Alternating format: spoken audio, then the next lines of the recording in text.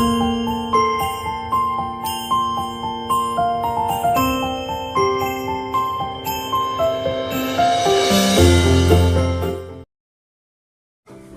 हमारे लिए एक बालक उत्पन्न हुआ, हमें एक पुत्र दिया गया है और प्रभुता उसके कांधों पर होगी और उसका नाम अद्भुत युक्ति करने वाला, पराक्रमी परमेश्वर, अनंत काल का पिता और शांति का राजकुमार रखा जाएगा।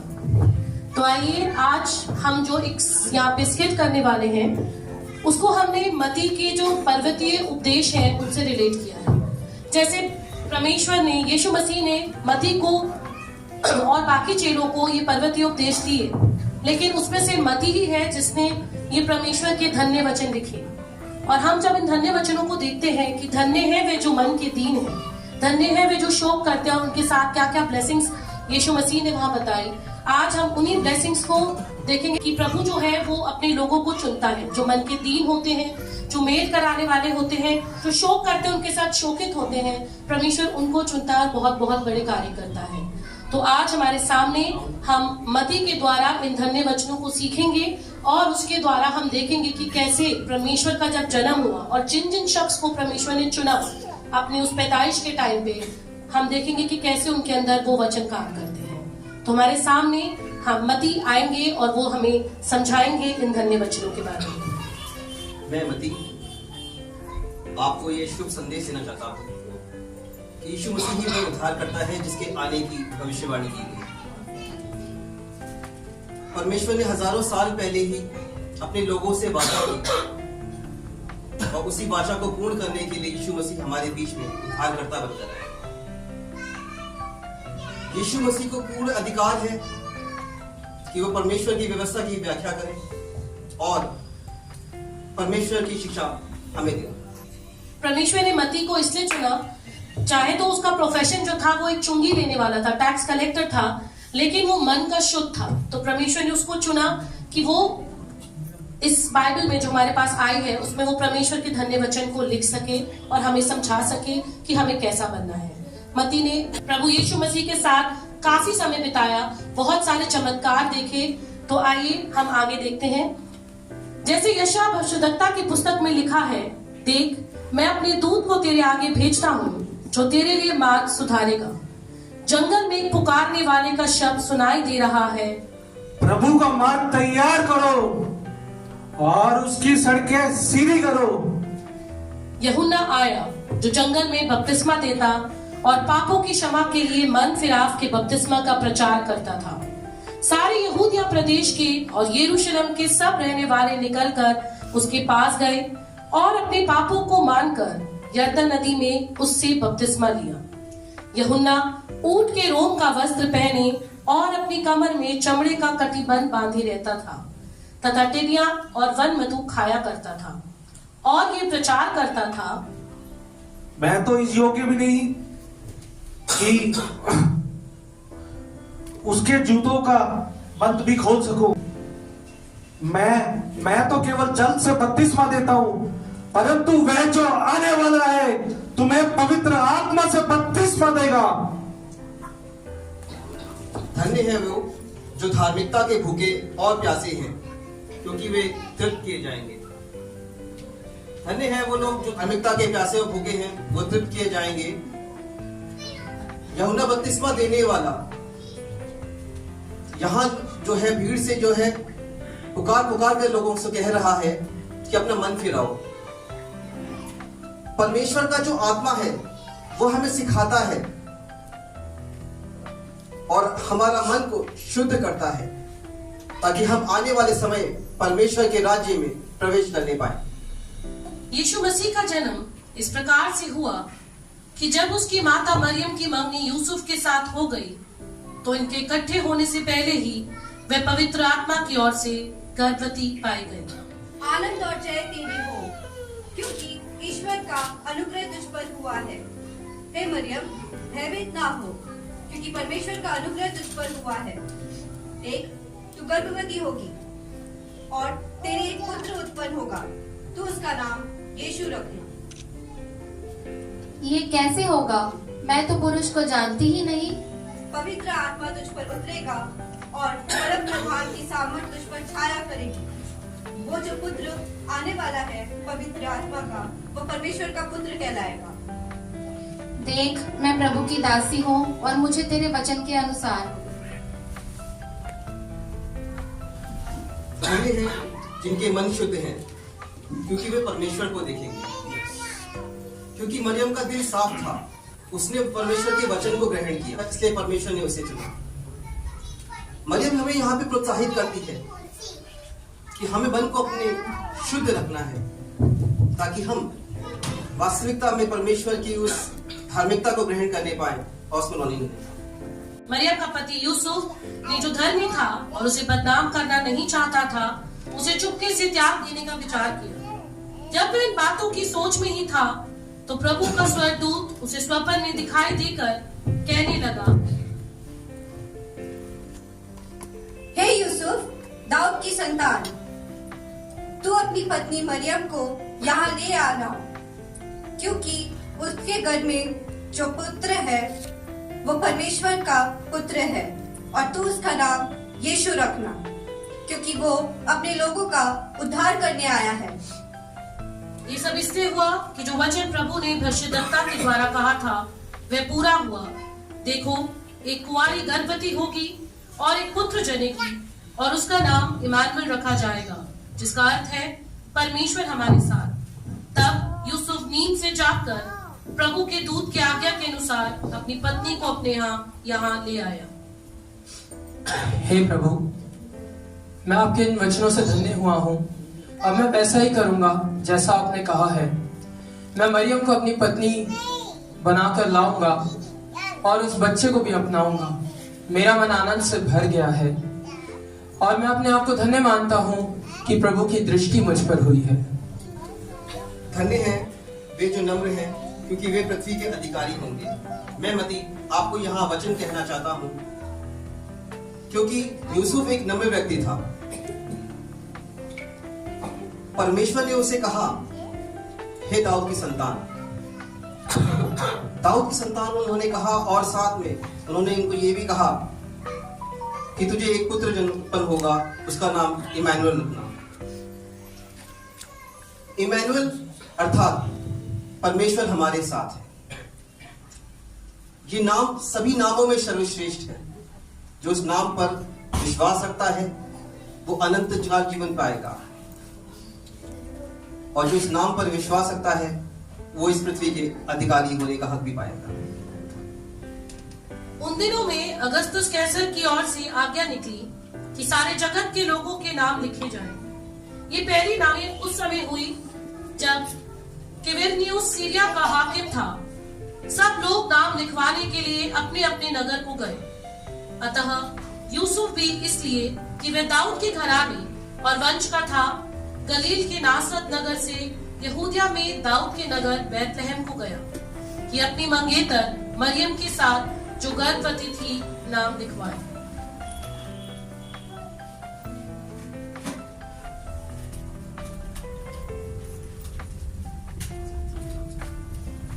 सुनो सुनो सुनो, बहुत समय से हम रोमन साम्राज्यों का दुख सह रहे हैं, पर मैं आपको बताना चाहती हूँ कि अब हमारे उद्धारकर्ता आने वाले हैं।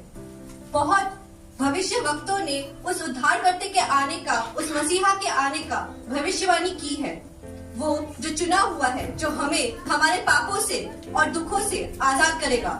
तो अब हम सब खुशियां मनाएं, क्योंकि वो उद्धारकर्ता आने वाला है, और उसी के साथ साथ परमेश्वर का वचन भी पूरा होगा। धन्य हैं जो शोक करते हैं, क्योंकि वे शांति पाएंगे। मैं मती आपको आज ये वचन कहना चाहता हूँ, जो शोक करते हैं वह शांति पाएंगे। जो परेशानी में है वो हमें परेशानी से बचाने वाला आ रहा है, हमें शोक से बचाने वाला आ रहा है। जो परमेश्वर के करीब होते हैं, परमेश्वर उनको शांति देता है। परमेश्वर का वादा है, मत डर, मैं तेरे संग हूँ। मरियम और यूसुफ ने हर जगह रुकने के लिए जगह देखी, पर उन्हें वहां इतनी भीड़ होने के कारण कोई जगह न मिली, पर उन्हें एक सराय में जगह मिली। मित्र, क्या आपके यहाँ रुकने की कोई जगह है? मित्र, मेरे सराय में तो कोई जगह नहीं है। रुको रुको, ठहरो मित्र, अगर आप चाहो तो गौशाला में निवास कर सकते हो। आओ मैं आपको दिखाता हूँ। धन्य हैं जो दयावंत हैं, क्योंकि उन पर भी दया की जाएगी। मैं मती आपको ये वचन कहना चाहता हूँ कि दयावंत बनो। परमेश्वर का वादा है जो दयावंत हैं उन पर दया की जाएगी। नम्र बनो, दयावंत बनो। सराय का मालिक भी यहाँ दयावंत था, उसने दया दिखाई। आज हमें भी दयावंत बनना है, क्योंकि अगर हम दयावंत हैं तो ही हमें दया की जाएगी। भले ही आज चुने ही लोग, थोड़े ही लोग दयावंत हैं, लेकिन बाइबल हमें यह सिखाती है कि हमें दया के मार्ग पे चलना है और उस मार्ग पे चलते हुए हमें दया दिखानी है, ताकि हम पर भी दया की जाए। और उस देश में इतने गडरिये थे जो रात को मैदान में रहकर अपने झुंड का पहरा देते थे। और प्रभु का एक दूत उनके पास आ खड़ा हुआ और प्रभु का तेज उनके चारों ओर चमका और वे बहुत डर गए। मत डरो, क्योंकि मैं तुम्हें एक आनंद का सुसमाचार सुनाता हूँ, जो सबके लिए होगा, कि तुम्हारे लिए दाऊद की नगरी में एक उद्धारकर्ता जन्मा है।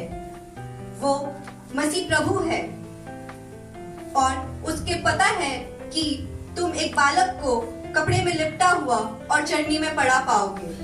तब एकाएक उस स्वर्गदूत के साथ स्वर्गदूतों का दल परमेश्वर की स्तुति करते हुए और यह कहते दिखाई दिया, आकाश में परमेश्वर की महिमा और पृथ्वी पर उन मनुष्यों में जिनसे वह प्रसन्न है शांति हो। तब स्वर्गदूत उनके पास से स्वर्ग को चले गए तो गडरियों ने आपस में कहा, आओ हम बैतलहम जाकर ये बात जो हुई है और जिसे प्रभु ने हमें बताया है देखिए।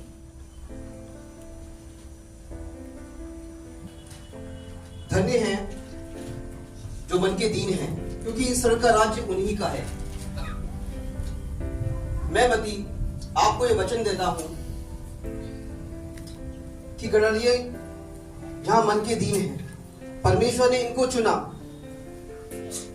परमेश्वर हमें यह बताता है कि वे परमेश्वर से ताकतवर लोगों का ही नहीं, बल्कि उन लोगों का भी है जो परमेश्वर पर विश्वास रखते हैं, जो परमेश्वर के करीबी में रहते हैं और परमेश्वर पर विश्वास रखते हैं। परमेश्वर उन सबका है। यीशु मसीह उस गौशाला में आया जो कि उसकी थी भी नहीं, लेकिन वो हमारे बीच में आया क्योंकि हमें उसकी जरूरत थी। परमेश्वर ने उसे हमें हमारे साथ में भेजा। तभी आपने यहाँ पर एक नाट्य रूपांतर में यहाँ पर उन वचनों को देखा जो प्रभु यीशु मसीह ने वहां पर पहाड़ी पर सब लोगों के सामने वहां पर हम देखते हैं बोले थे। हमें यहाँ पर मिलता है मरीजों, इस प्रकार से वहां पर परमेश्वर की नजरें जब हम पर लगी होती हैं। देखिए सबसे बड़ी बात है, परमेश्वर की नजरें हर एक मनुष्य पर लगी हुई है, हर जगह पर लगी हुई है। जिसने हमें बनाया है, जिसने हमें रचा है, उसकी नजरें हर जगह पर लगी हुई है। तो यहाँ पर हम अगर हम देखें तो यहाँ पर परमेश्वर की नजरें वहां पर एक कुआरी पर लगी थी। जब परमेश्वर ने उस कुआरी को देखा तो क्या देखा कि वो पवित्र है, धर्मी है। बाइबल मरियम के विषय में कहती है कि वो धर्मी थी। और हम जोसेफ के बारे में देखें, जिसे हम यूसुफ भी कहते हैं, जोसेफ के बारे में देखें तो वहां पर जोसेफ के बारे में भी वहां पर हमें क्या दिखाई देता है, धर्मी है। तो यहाँ पर अगर हम उन वचनों को देखें, परमेश्वर किस प्रकार से चुनाव करता है। ये चुनाव हमारा नहीं होता है। अगर हम यहाँ पर आए हैं तो ये चुनाव हमारा नहीं है, ये उस सर्वशक्तिमान का है, उस परमेश्वर का है जो हमें यहाँ पर लेकर आया है। इसी प्रकार से अगर हम यहाँ पर गडरियों को देखें तो परमेश्वर के चुने हुए हैं। अगर हम जोसेफ और मैरी को देखें तो वो परमेश्वर के चुने हुए हैं। अगर हम मती को देखें तो वो परमेश्वर के चुने हुए हैं। हर एक जगह पर परमेश्वर सही से चुनाव लेकर आ रहा था। अगर हम उस सराय के मालिक को देखें जिसके अंदर परमेश्वर ने क्या भरी, दया भरी। बाइबल कहती है जो दयावंत है उन पर ही देखिए, जो दयावंत है उन्हीं पर दया की जाएगी। और अगर कोई दयावंत नहीं है, उनके मन में कठोरता है, अगर उनके मन में क्रूरता है, तो सेम बिहेव भी उनके साथ वैसा ही किया जाएगा। जो धर्म के भूखे और प्यासे हैं वो तृप्त किए जाएंगे। अगर हम यहाँ पर देखें मेरे इज़्ज़ों, जो दीन है, जो मन के दीन है, अगर हम उनके बारे में देखें तो किस प्रकार से परमेश्वर वहां पर कार्य करता है उनके जीवन में। हम देखते हैं कि जो शुद्ध हैं वो परमेश्वर को देखेंगे, जो मन के शुद्ध हैं। हमने यहाँ पर वो सब चीजें देखी। और अगर हम मरियम को लें, अगर हम जोसेफ को लें, तो यहाँ पर हम देखते हैं किस प्रकार से परमेश्वर उनका चुनाव कर रहा था।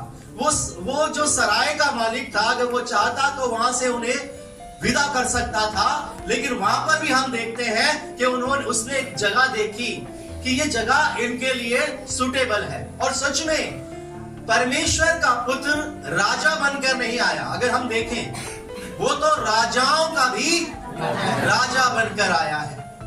वो संसारिक रूप से राजा नहीं है, लेकिन जिनके दिलों में आ जाता है, उनके दिलों में वो क्या करता है?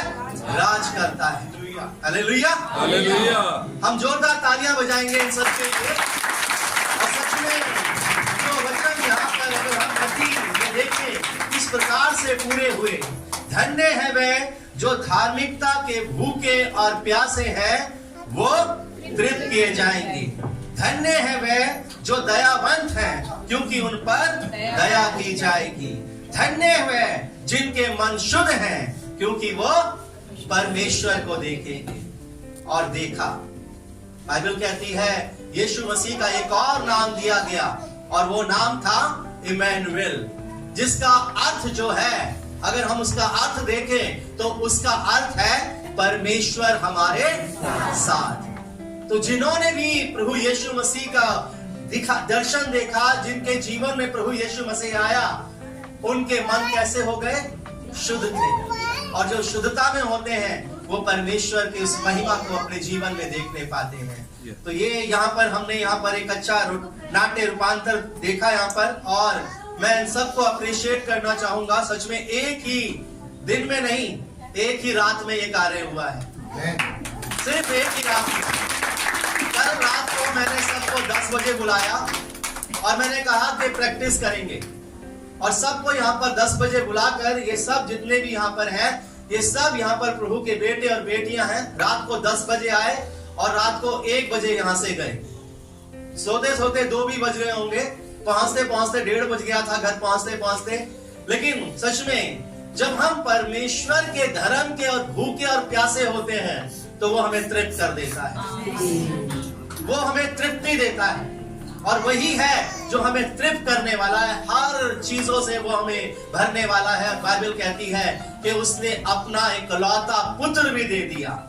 कोई दे सकता है अपना इकलौता पुत्र, लेकिन उस सब शक्तिमान परमेश्वर ने अपना इकलौता पुत्र दे दिया कि जो कोई भी उस पर विश्वास करे वो नाश ना हो, परंतु अनंत जीवन प्राप्त करने पाए। तो जोरदार तालियां बजाएंगे।